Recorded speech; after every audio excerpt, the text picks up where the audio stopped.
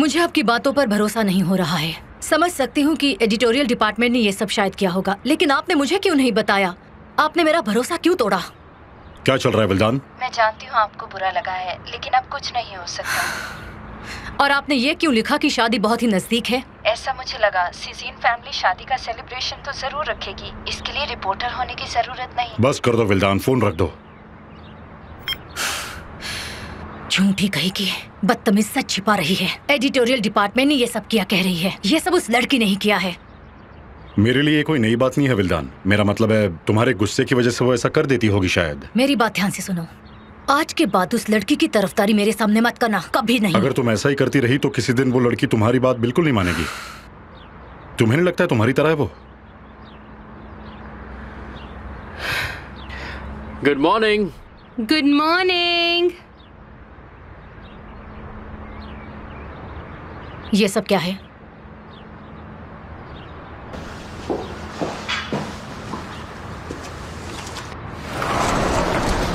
Aamir sir आपके बारे में पूछ रहे थे, इसीलिए शायद आपको ढूंढने बाहर गए हैं।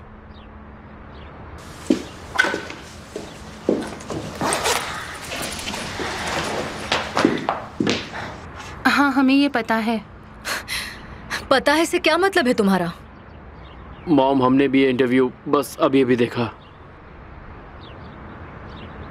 हाँ, और हमने जब इसे सुबह सुबह देखा तब मैं खुद भी सरप्राइज थी कि ये सब कैसे हो गया। क्या हो गया?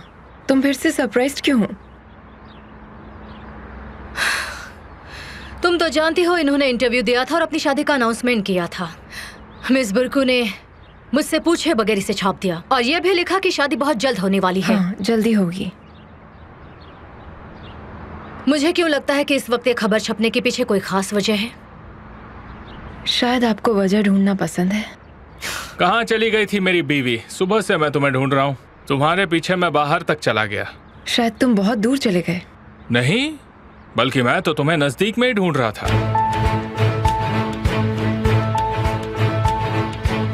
लगता है यहाँ कुछ हुआ है।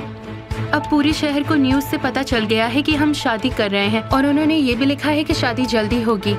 फिर तो इस शादी का परिवार के बीच होना मुमकिन नहीं है। ये बहुत ही सही वक्त पर हुआ है। बाहर चलो, थोड़ी ताज़ी हवा में चलते हैं। मैं भी साथ में चलता हूँ। मैं आपको समझ सकता हूँ। हमारे और लड़की के परिवार के बीच बहुत अंतर है, और क्योंकि वो उनकी सोसाइटी और हमारी सोसाइटी के बीच अंतर नहीं समझते, इसीलिए आपको डर लग रहा है। लेकिन आपको डरने की कोई जरूरत नहीं है। समझ गई हैं आप? लड़की वालों की तरफ से सिर्फ एक ही मेहमान होगा और वो मेहमान खुद लड़की ही होगी।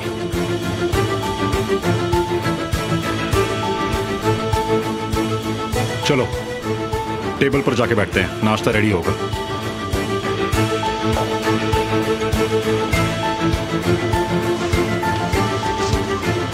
ज़ैनब, क्या बात है? नहीं, कुछ नहीं।